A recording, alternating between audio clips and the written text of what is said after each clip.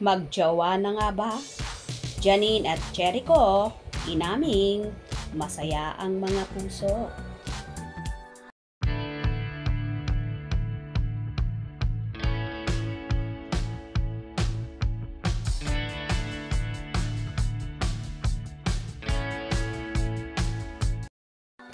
Kapansin-pansin sa media conference ng Lavender Fields ang pagiging sweet ni Jericho Rosales at Janine Gutierrez.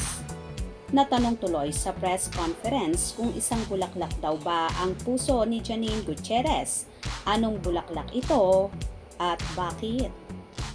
Di, lavender na rin. Ay, hindi pala talaga pwede lavender. Siguro sunflower kasi nakakita na ng liwanag. Natatawa at kinikilig na sagot ni Janine. Siyempre sinundan ng tanong kay Jericho kung anong favorite flower niya ngayon. Sunflower po, pabebe na sagot. At nagboses bata na sagot ni Jericho. I am just very happy with this guy. My team is here and happy for them. On my personal side, all of these people that I work with love her.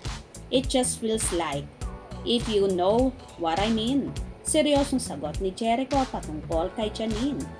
Hindi man diretsahang inamin ni Jericho at Janine ang kanilang relasyon, ay kitang-kita ang saya ng dalawa.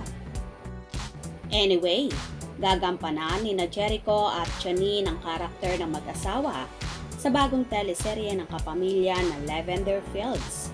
Magsisimulang ipalabas ito sa Netflix ngayong August 30 at August 31 sa iWant TFC.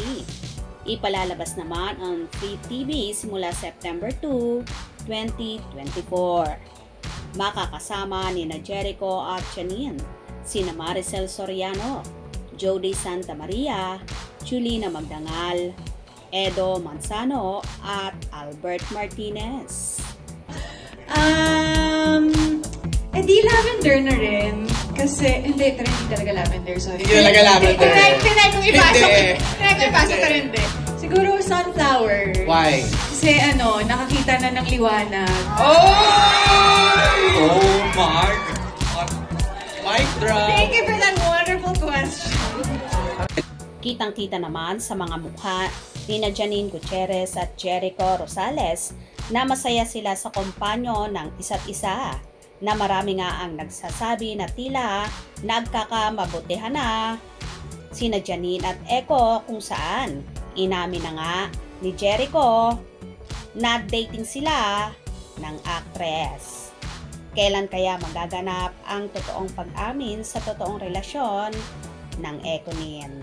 Abang-abang tayo dahil soon aamin din ang dalawa. Kung nagustuhan nyo ang video na ito, comment below.